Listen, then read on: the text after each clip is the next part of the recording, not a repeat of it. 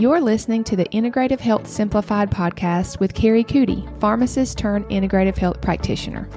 Here we talk all things straightforward and honest when it comes to holistic health and simplifying your best steps forward while eliminating all the gimmicks and confusion. Leave the overwhelm at the door and get ready for impactful action steps that get to the real root of your issue and actually move the needle in your health. Let's dive into the show. Hey there, and welcome into this episode. I am excited to bring you my very first interview on the Integrative Health Simplified podcast. So today I have my friend Bailey on with me. She's actually local to me here, and she is a primary care provider in our area. And we just got to striking up a conversation about how integrative medicine could work with conventional. And I think this is a very important conversation to have because there is such an extreme mindset in this area. And I feel like it's not really serving us that well, whether it's from the conventional standpoint that holistic remedies don't necessarily work, or whether it's from the holistic standpoint that we don't need conventional healthcare and that it doesn't have any place in our health in general. So I think this is an interview that will benefit you no matter where you stand on either side, and hopefully help you to come closer to a middle ground and really just bring these two worlds a little bit closer together, which is honestly my goal. I want to help support people in the best way possible, and I think that almost everyone could benefit from having a provider in both of these worlds.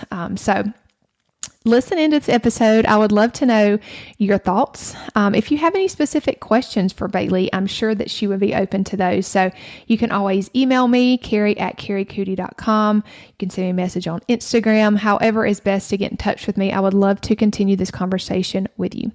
Let's jump into the interview. Well, I have Miss Bailey here with me. You're actually the first guest on my new podcast. Well, thank you for having me. Yes, I'm so excited to have you here. And just, I just can see the Lord's hand in this whole thing because just the way that you were brought up in conversation, and it just made me think that this will be a really great conversation to have on the podcast that I think that the listeners and the viewers, depending on how you're taking in this information, can really benefit from. So I'm just going to let you start off by telling us a little bit about yourself, like, your background, marriage, kids, family, anything that you kind of want to share, just so that the listeners can get to know you a little bit better. Absolutely. Absolutely. Well, my name is Bailey Lanier. I'm from Cochran, Georgia. My husband and I tag. We've been married since 2012. We have 3 beautiful children. We have 2 daughters, ages 3 and 5, and our son is 21 months old. So they are a full-time job. They keep us busy. And a little bit about my career. So I graduated nursing school in 2011 from MCG in Augusta.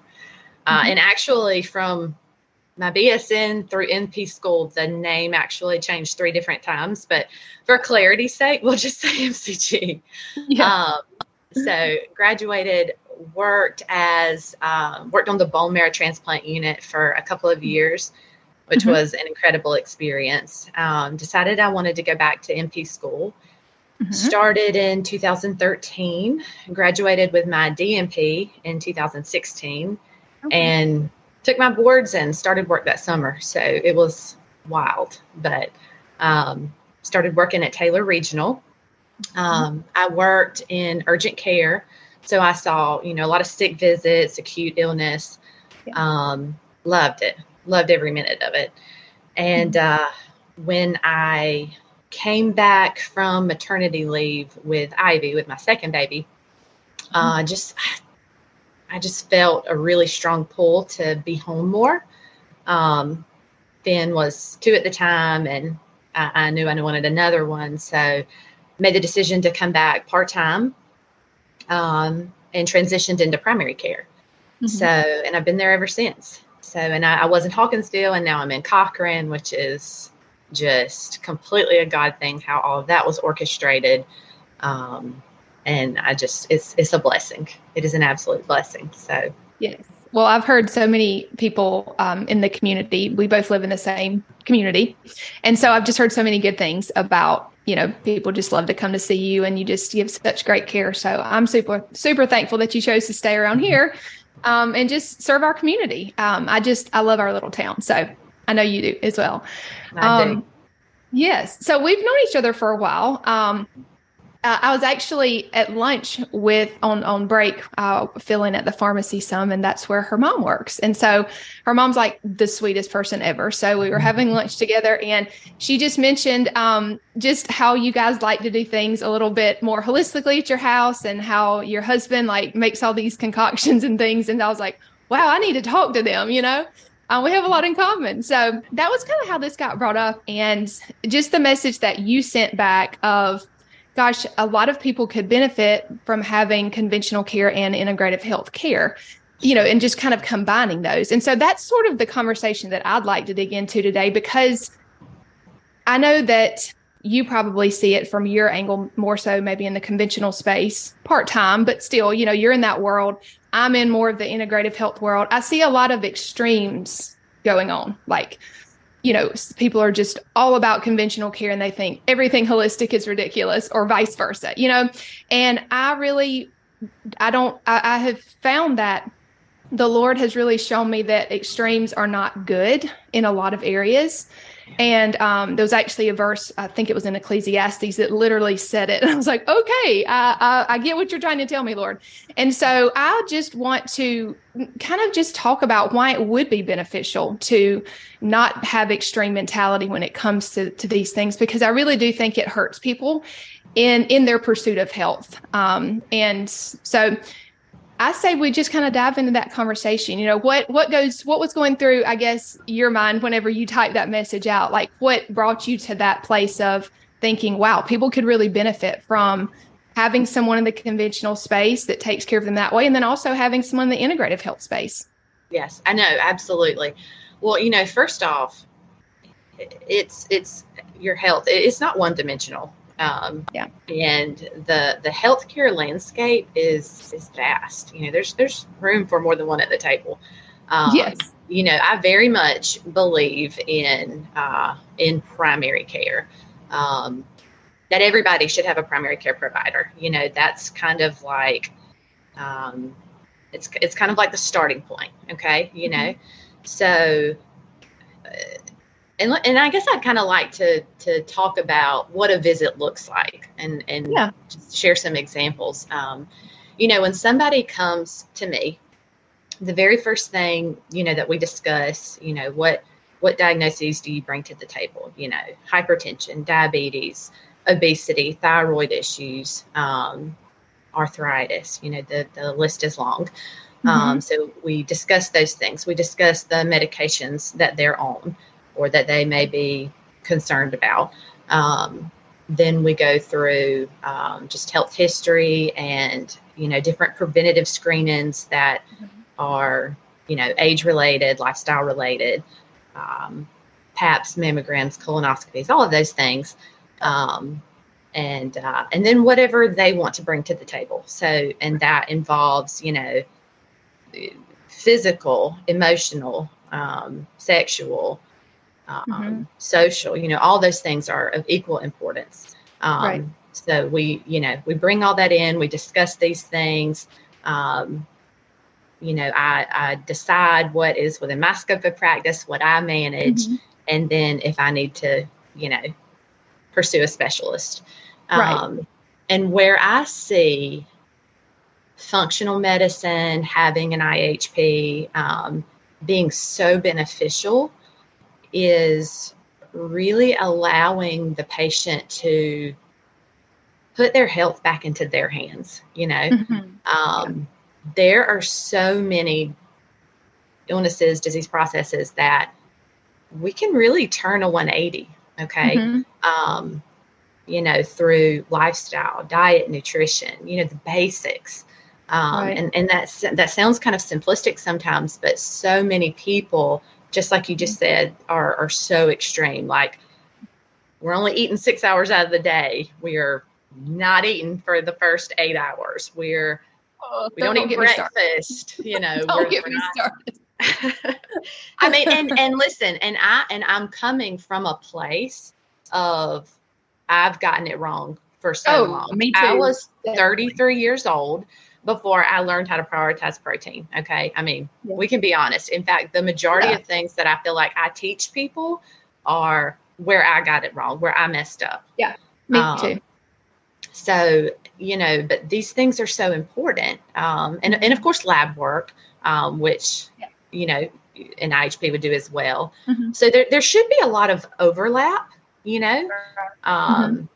I don't think, IHP, conventional medicine, there shouldn't be it shouldn't be one extreme to the next. There should be overlap. There should be things that we are both talking to this person about. Mm-hmm. But I just feel like it really, having that IHP in your corner really helps that person to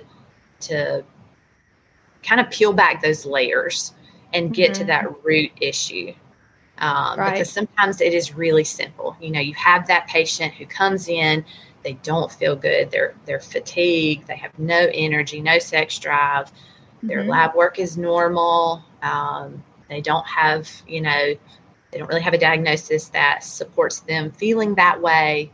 And then, you learn that part of their lifestyle is really, really extreme. They're only getting 4 hours of sleep at night. Things of that nature. And your body's going to tell on you eventually, it's definitely, it's going to tell on you. So, I'm so glad that you kind of painted a picture of what a primary care visit should look like. However, I'm not sure, and maybe you can speak into this. I feel like either people aren't getting that in a visit, or in their mind, they're thinking about a specialist that spends I just think that people have in their mind, maybe from experiences, maybe from others sharing experiences, that doctors just don't spend enough time and look at a big enough picture to really help them move forward in their health. It's really just all about prescribing medications. That's just sort of, I hear that a lot, and people are very frustrated by that. So any thoughts on? No, lots of thoughts. Could write a book. I think that, I feel like I was in such a neat position when I came in urgent care, in that I was so well supported. So, when you first start and you're green, you need a lot of help. So I was right there within the confine of the hospital, and I was surrounded by the clinics and all of those providers, even including pediatrics. And the ER was right beside me, and the ER physicians have just always done such a great job about being available. So I got to learn a lot from all of those people. And I think that the providers, I really do feel like the providers at Taylor do a good job of trying to look at the big picture. But so much of it is you've just got to find that person that you trust and that you can build that relationship with, somebody that is invested in your health. And I feel like we do a good job of that, but sometimes just different personalities, it's a very personal thing, and it's okay. I'm probably not everybody's cup of tea, and that's okay. You need to go find who is, and somebody who is open to different things, because there's a time and a place for an appeal. There's a time and a place for an antibiotic. There's a time and a place for surgery. But there are a lot of things that can be fixed naturally. And we should be open to that. We should be having those conversations. And we should be supporting it. So definitely, as people are listening and watching this, they're probably like, well, I'm just going to move to Cochrane and you're going to be a physician, right? Sometimes it does feel you are living in this extreme. Maybe you've had a bad experience and you're like, there's just not a good provider out there. I would just encourage you, and Bailey is encouraging you, to keep going and keep looking and ask around, try different people. You really do need to try to find someone that you can trust, that you really feel like is going to look at the bigger picture and advocate for you and help you in that as you advocate for yourself, I guess I should say. Absolutely. Absolutely. Yeah. Well, and I feel like, when there comes a point that something else I see so much and it's awful. People will find a medication like my diabetics, we'll find a medication, we'll find an injectable that is so effective. And we might get that thing covered for a year and then we don't. And then it's $1,000 a month. And, we're just relying on that. We're not doing anything else to try and fix the root issue here. Right. And type 2 diabetes is something that can be turned around. Right. I could use this example. She won't mind. My mom, she had, and she's an active, healthy individual. This was probably about a year and a half ago. I think it was. That's about right. I think she had a lab work done. Her A1C came back. Was it it was like 6 point? It was either 6.7 or 6.9. I mean, it was into diabetic range. And she just made the decision. She took a step back. She looked at her lifestyle, what she was eating, exercise, all the things. And she made changes. And 4 months later had her A1C drawn again, and it was 5.4. So, and she's been below the pre-diabetic range ever since. So, these things, they can be done. They can be done. Definitely. Yeah. So, and I think it's so important to really achieve optimal health. People need to be engaged in their healthcare. They don't need to just be reliant on just me or just you. And I feel like our job is to encourage, support, and teach people how to do these things, how to be their own advocate, how to make these changes, because it can happen. Yeah, definitely. And, a lot of it is dependent on what we choose to do as the patient, right? For our own health, because I just see a lot of people that they do just want the quick fix. And that is a mentality, I think, that you have to get out of in really saying, what can I do? What things do I need to change? Because just like your mom got that result, she could have very easily just went on medication and not changed her diet, her lifestyle, basically. Exactly. So it is up to us. And, sometimes I think this is the enemy, but sometimes, I'll just maybe have a discouraging day and I'm like, gosh, all people want to do is just have a quick fix. Like they don't want to invest in their health anymore, but that's just simply not true. I think some people, they just maybe have a mindset shift that needs to take place, or B, maybe they've tried things and they just didn't get the outcome that they wanted. And so they just think those things don't work. So I think that is I'm so glad that you hit on that. And that is also where I feel like functional medicine, having an IHP, can really be that catalyst. People, regarding that quick fix, if I had to give myself criticism, and you have to do this because I feel like it makes you a better person, a better provider, is I get kind of antsy, or, I want them to understand so badly. But you have to meet people where they're at. You do.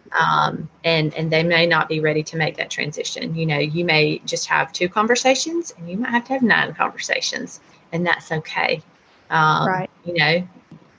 And the same has been in my life. I feel like, when I had my children, that was really, if I had to just discuss my own health journey, I feel like that is when I really started to prioritize things, because I wanted them to have the best. And then, you go through the periods of just having babies, nursing babies, and you're just kind of in survival mode. And then, you have that last baby turns 1 and you just kind of realize, oh, okay, I have some work to do. And, and that's how it was for me. I didn't feel good. I didn't have a lot of energy. 2:30, 3 o'clock every day, I just could have laid out on the floor, to take a nap. And I just realized, like, I don't want to feel like this. I want to be able to play with my kids. I want to have energy. Right.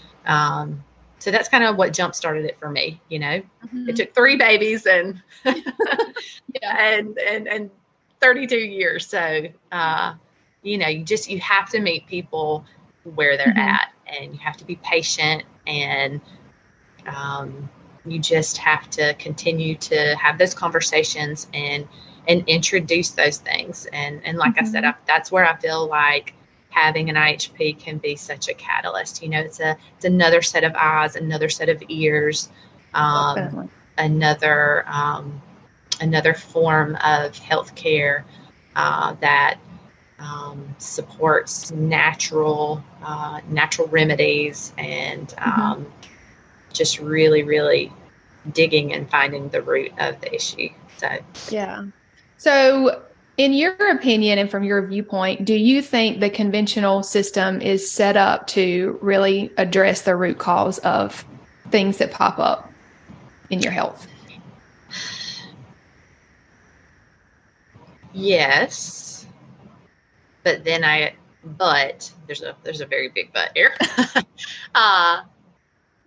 The downside, so much about that is probably more, it's the provider. Okay. Right. You can line up 10 physicians, 10 nurse practitioners, 10 physician assistants, and they are all going to do things very differently. So that is why I always stress, find your person, find that person that you just know, like, okay, this one's for me. We're going to have a good relationship. They're listening. They're supporting me. They have my best interests at hand. So I think that's big. I think where we fail is time. And, we just have to be, you have to be honest about what's going on. We live in rural Georgia. Healthcare is a little sparse. We really don't have enough providers, in my opinion. And everybody is really, really busy. That was one thing I saw all the time in urgent care. Like, hey, it was going to be 3 weeks before I could get in with my primary provider. Like, please see me, please help me. All the time. So there's a lot of need. People are busy. And it's a business. And time is limited. Right. I could spend an hour talking about health and wellness, but there's a lot of other things we have to cover: screenings, lab work, whatever they want to bring to the table. There's a lot that we have to do. But that doesn't mean that discussing those root cause, it doesn't mean that's any less important. Right. But sometimes that, that's cut short, and people don't want to come. I would welcome if somebody's like, hey, listen, I'd like to come see you once a month, and let's just dig this up and figure this thing out. I would welcome that, but nobody wants to come to the doctor's office that frequently. And I get it. We're busy. There are a lot of people who are just in survival mode right now, kids, activities, all the things. So that's what is so neat about your practice. And you can speak to this more than I can, but I'm sure you would have somebody, come in, but there's so much that you can do virtually or over the phone and kind of have this continual conversation. Something comes up, hey, I wonder what she thinks about this. You can shoot it in an email, a message, and just kind of keep that going. And then, the fact that it's just, the blessing that you bring the Lord into everything that you do. It's just icing on the cake. So, people need to take advantage. Well, thank you. I just think that maybe in our minds, again, this kind of goes back to the extreme way of thinking, is that, doctors just don't care. They just don't have time, all of these things. And while I won't say they don't care, it is a matter of time, and it is a business. So we have to remember that.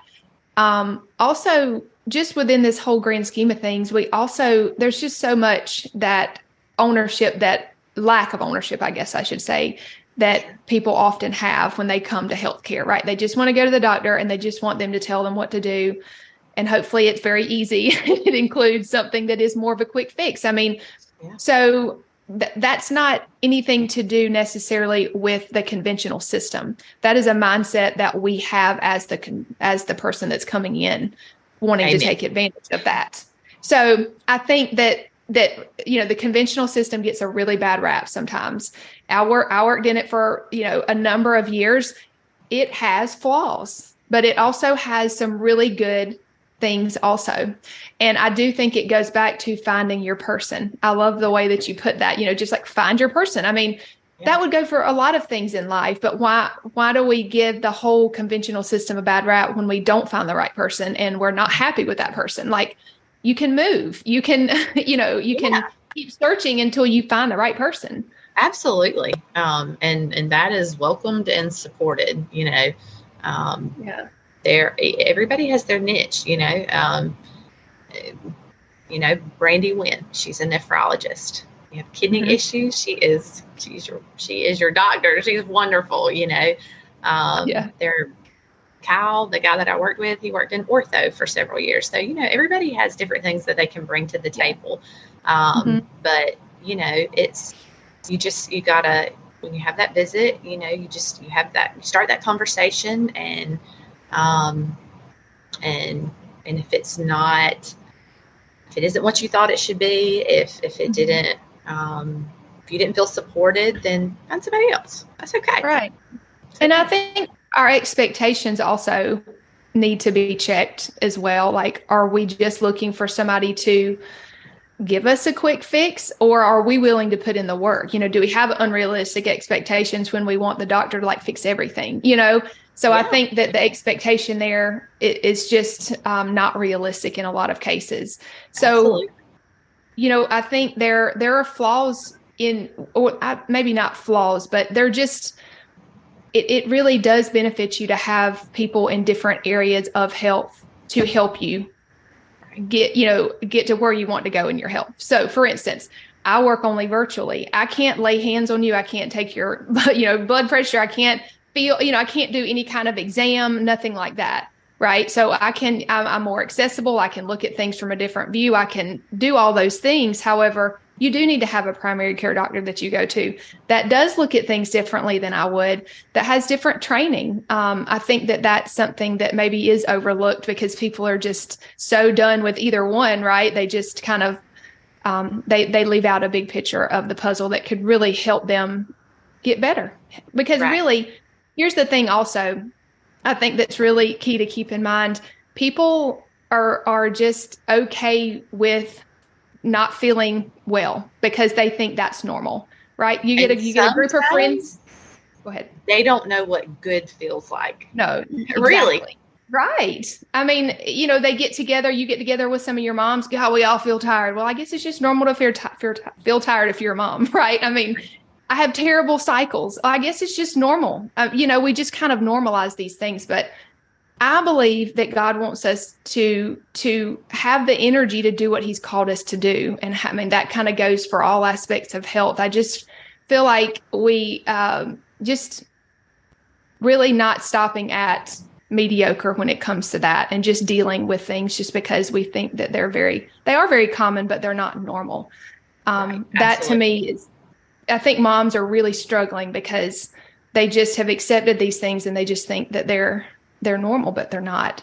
Right. Or, it was blamed on their hormones or just the season of life, age. And, there are hormonal changes, there are age-related changes, but, it's just not normal to walk around and just feel like you have no energy. It's there, like you said, there are a lot of things that I feel like some providers have kind of just normalized or just been like, oh, it's this and that's it. Close the door.